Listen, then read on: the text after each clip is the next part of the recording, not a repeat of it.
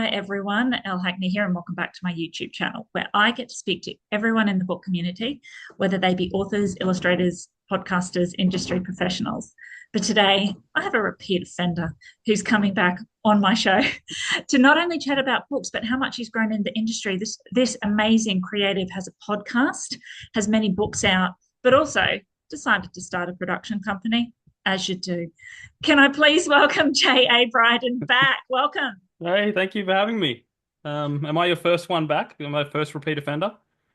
No, actually, on my No. second repeat Okay, offender. cool. All right. But I'm excited about everything that's been happening for you at the moment. Mhm. Let's dive into this new book you've got coming out, ANCORA. Yep. Yep. I'm, yeah, tell us all about it.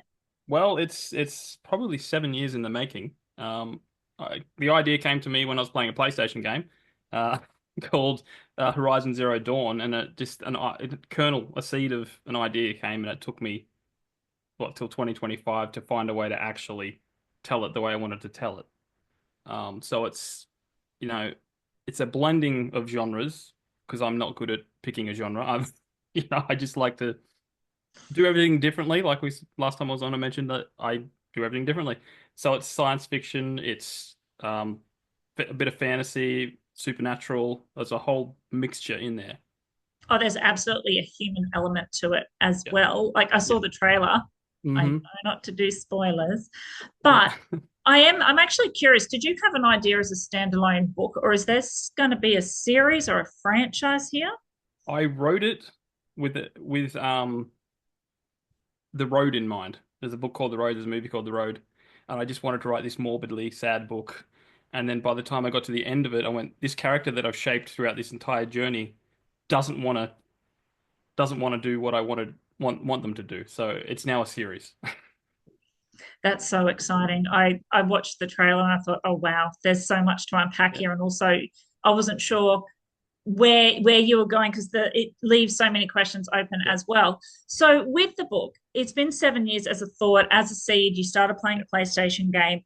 How many rewrites? How many drafts did you get beta readers to read your drafts for you? Like, how did you get to this point? No, well, it was a screenplay at one point.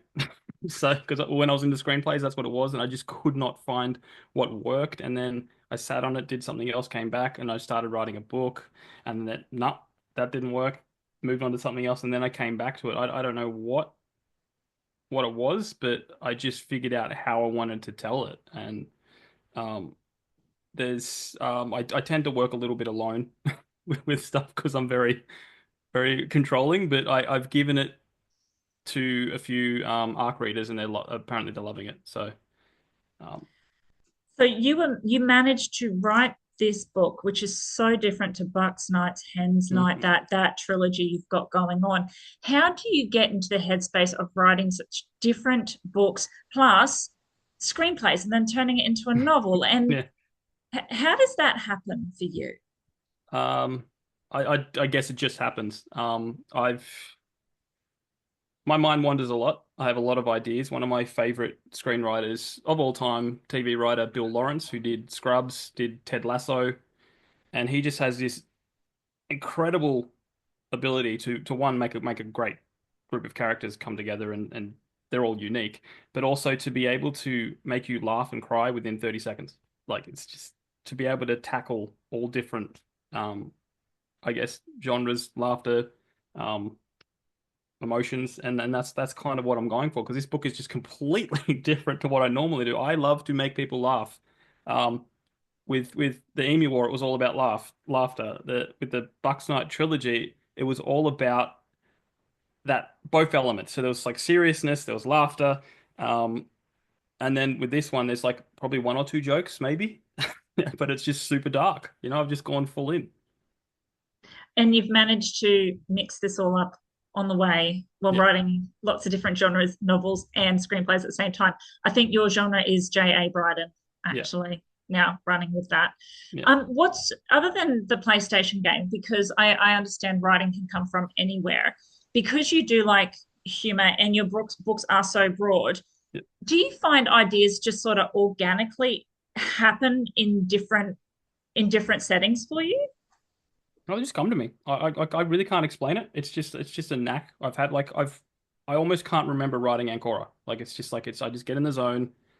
Ideas come from everywhere, and then I've written it, and people ask me like, okay, well, what's this? What's that? I'm going, I don't know. It just kind of just came out. Um, but there's a few other um influences as well. Like War of the Worlds was a huge influence. It's the reason I've chosen to write it in the first person. Um, that was a huge influence. What else? Yeah, I can't remember. There's a few. Because your style of creation as well is just so true to you, do you find it hard to explain this to others? Yes. Yes. Yes, you've got to climb in my head to understand it. But yeah, I don't think I've ever been good at really describing. Like I hate the back blurb cover. Like I hate when I have to write a black back blurb because now I've got to summarize everything into a synopsis. And I'm like, it's just that's the worst part for me when it comes to writing. I'm really glad that you've done this and you've stuck to your journey and you've written so many things that are true to you.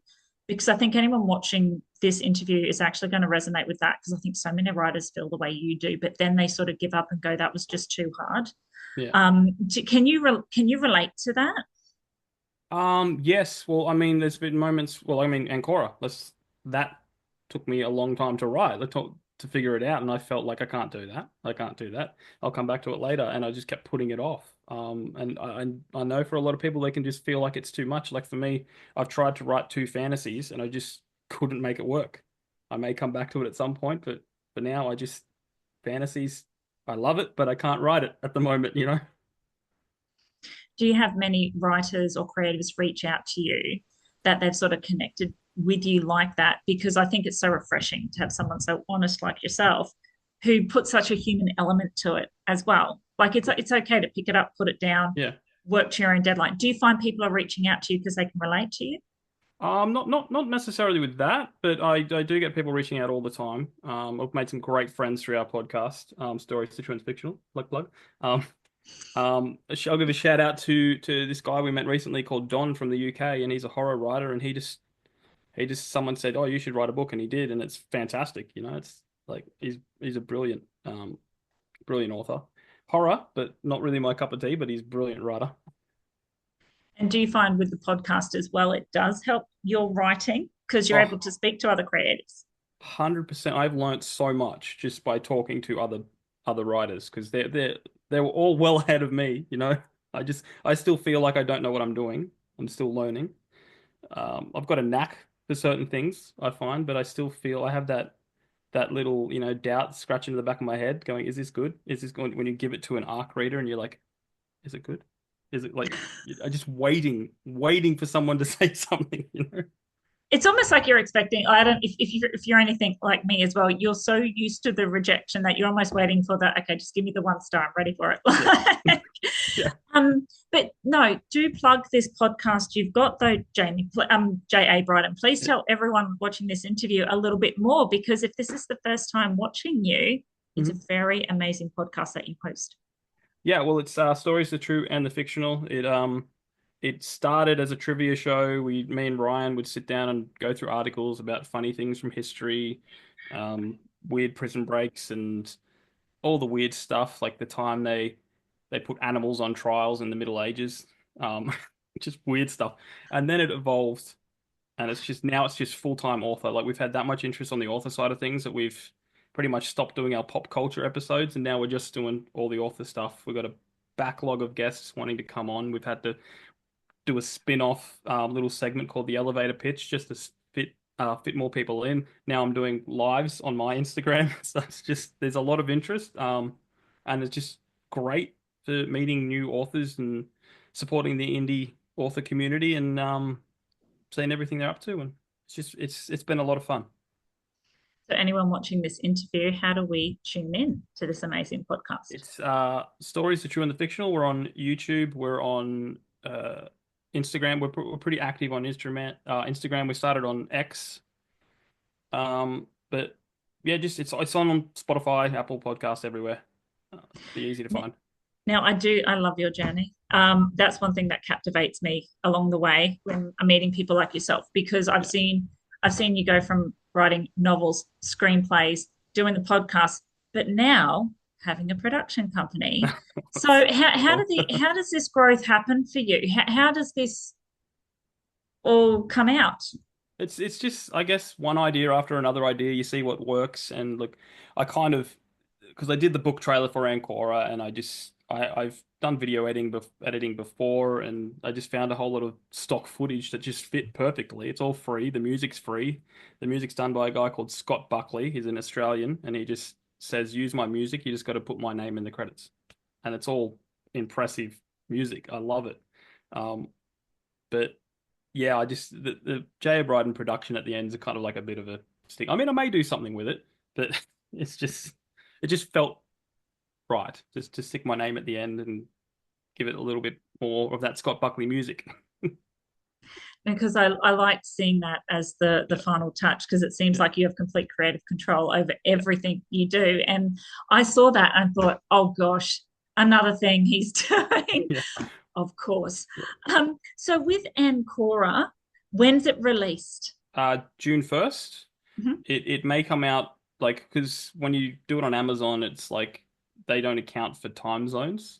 So I put in the 31st because that would be America and our June 1st kind of thing. So it may come out one of those days, but I've said June 1st.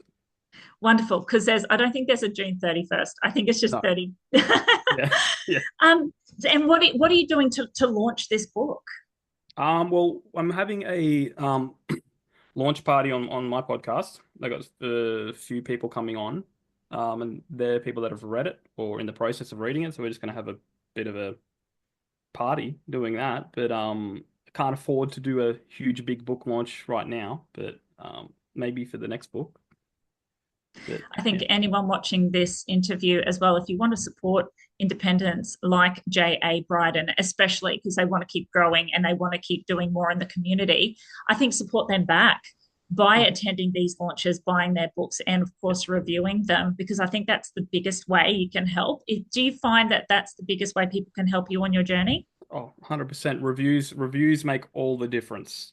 Um, I just get annoyed at all the ones that these people that reach out. I'll review your book if you pay me. You know, Oh, and they're everywhere. They're everywhere, and I'm going like this. I just I don't think there's any authenticity in that. no. So I've got a few people that I just put out a post saying looking for ARC readers, and I had some people read out, and they're reading it now. So free of charge. But I think one thing I took away from our first conversation was you like to keep those who kind of, I guess, helped you get there in the same community. Sort of like what I think you said it was the Adam Sandler effect. Yes. Is yeah. So I guess the message as well is if you do help someone like yourself, you're going to help them back down the Yeah. track because you're someone who believes in community. So I think that's something I definitely took away from the last time we spoke. And do you feel that's sort of organic to your journey as well as how you're forging those relationships and networking? Yes, 100%. I'm big on community. I'm realizing how broad it is now. I keep meeting more and more people, and I'm going on a few podcasts. I'm recording one on this coming weekend, which will be in the past when this episode's out. But yeah, I'm recording like three in like a weekend, kind of thing, and they're inviting me on their shows, and it's just growing and growing and growing, and it's just great because it's a supportive community. Like they're always cheering for each other and giving each other help, giving each other ideas, and it's a fantastic community. I couldn't agree with you more. And so, for also those out there who are learning and who are fresh to the business and also who can relate to everything we've spoken to today, are you available for things like Zoom visits in high schools or author visits like through Zoom or in person just to speak about your journey and give advice? Yeah, 100%. Just reach out. I'm very approachable. Probably reach out to my personal account, not the stories account, because we get bombarded more on the stories, the true and the fictional stuff. But 100% reach out, or even on my website to jabryden.com. Yeah, no, I'm very approachable. I'm still learning. I'm not going to pretend like I know everything and anything. But yeah, I love meeting new people. I love, helping where I can and inspiring people if I can. but also one thing I like is that you've kept this journey authentic to yourself. You don't follow the rules anyone else sets. And if you've got an idea and you've got a story, you're going to tell it. And that's Yeah, what I find inspiring yeah. about you as well. That's why I don't think I'll ever be able to go with a traditional publisher. I'll be just like, I'm too controlling. Do you ever submit to them? No, I haven't even thought about it to be honest. And this ANCORA is so personal to me that I don't think I would want anyone to change anything in it. Um, I put a lot of work into this one. Yeah. And you can tell that that trailer, it just makes me keep thinking, oh my gosh, this is going to be bigger than one book. Mm, I can just feel it. And it's yeah. so captivating. The way you've done it, the way you're starting to tell it, I think it's incredible as well. And also, I must ask, because I Hmm. do follow you on Instagram and I do see your posts, you play the guitar. I do play the guitar. Yes, I've been playing since I was 12. Yeah. And do you write a lot of your own stuff? I did, not so much anymore. I played in bands for about 10, 15 years. Mhm. Punk rock out down in Sydney. We went up to Newcastle and Canberra. A lot of fun. Um, I think we were 2 years behind the buzz. Just Yeah. if we started earlier, then we probably would have, you know, gone somewhere. But again, it's punk rock, which is up and down. Um, but yeah. No, I quite like seeing those every time you post one. I'm like, yes, he's back at it. And because I do have another question as well in regards to this journey, because I've seen so much happen for you in the last 12 months. What have you learnt now that you didn't know 12 months ago? Oh gosh, everything. Well, no, I think the easy answer is that how much support there is out there, and scammers. There's a lot of scammers out there, but there's a lot of lot of support. Um, I've learned how to edit better. I'm just getting better at doing what I'm doing because I like to do everything myself. I'm a control freak, and now I find myself making less and less and less mistakes. Um, Tell us about the scammers. the scammers go on X. It's hilarious. I'm not on X. That's the thing. It's you get someone follows you, and then you get a message request, and then you click on them, and they go like, "Hi, what genre do you write?" And then you go to the page, and it's like book marketing expert, and it's just I mess with them so much now. It's just like going like, "Oh, how many books did you sell this week?" And I went, "Oh, about 6,000." Oh, And then they're like going, "Oh, you could do better." and see, this is where as well, having people like yourself, you're my first person to admit that you've had scammers reach out to you because a lot of people have never actually mentioned that this has Yeah. happened to them. How frequently has it happened? Oh, it happens all the time, but like I don't talk to like you can tell that they're a scammer. Um, Yeah, it's just the way they talk. And like Yeah. sometimes I like to, because a lot of them are bots. If you ask a deep philosophical question, they're forced to make a redundant algorithm. And What do you it's, like, pickles it, or ice cream? Like, is that what we're talking? no, what did I say? I said, do you believe in objective truth? Oh, And then it's like, and then it just sent me this long-winded thing about, and it was just so clunky, and you could just tell it was like AI, yeah. you know? Okay. Yep. There's Got it. So, no human aspect to it at all. when you're being approached, I guess what your advice to people would be is look for the authenticity coming from the profile itself. Look Yeah, at their posts and get a feel of whether yeah, it be a bot or a yeah. human. And if anyone does have any questions for you or wants to check out your books and your profile, how do they contact you? Yeah, look, I'm on social media. I'm everywhere. J A Bryden. Website, the contact form, jabryden.com, and like I'm even open to if you guys want book trailers done. I'm going to be a lot cheaper than anyone you find on Fiverr. 'Cause, like, yeah, because I want to start getting into that. I want to start supporting more, and I know how tight budgets can be for indie authors. So I'm not like some guy's going to rip you off or anything. But like if you're interested in that stuff, I can help out. What about proof of concept for screenplays? So you might have someone out there who's a screenplay writer who just needs a couple of 20 or 30-second shorts as proof of concept Do you kind of help out with that as well, or is it mainly book trailers? I've never done it before. I could give it a go, but I use a lot of stock footage. So it's just finding what's floating around and hoping that something matches what you're looking for.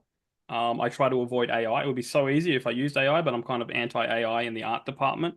Yep. Um, I think it's good for a laugh if you want to make a funny video of Donald Trump juggling on a back of an elephant or something. I don't know. I don't just something weird. That's good for a laugh, but it's when it comes to books, no, I'm not about AI. But and screenplaying, I've only really dabbled in it. I haven't really you know put too much into it. I mean, I almost got a movie made, and that's as far as I got. That's far. Like if you Yeah. just It's almost it, got my movie made. yeah, it spun me out. That whole thing spun me out. It was I don't know if we mentioned it on the first time, but um, Letters from the Emu War was a screenplay, Yeah, I and do remember that. Yeah. I gave it to a friend who lived in my street who knew Ridley Scott has ties to Hollywood, and then he said, "I love it, let's do it." And I said, "What?" And then it started getting. We had some of the people who did Happy Feet involved, um, and then the whole thing just imploded and never got done. So that's as far as it got. What do you mean imploded? Please break that one down for Well, me. like someone people kept pulling out for personal reasons, like nothing to do with the production or whatever, but like a key person pulled out. And then just it never got started again. I hope that doesn't stop it in its tracks. That's a great book as well. As soon Yeah. as you were bringing up your influences with, making people laugh and what have you, straight away I thought of that in your Yeah. book. Yeah. It's a great book. But no, thank you so much for coming on my channel and having another chat. I always enjoy speaking with you because every time I speak with you, your journey just keeps getting bigger and stronger, Mm. and you dabble in so many more things. Can't wait to see what happens for you next. Thank you Thank you. so much for joining me today. Thank you for having me.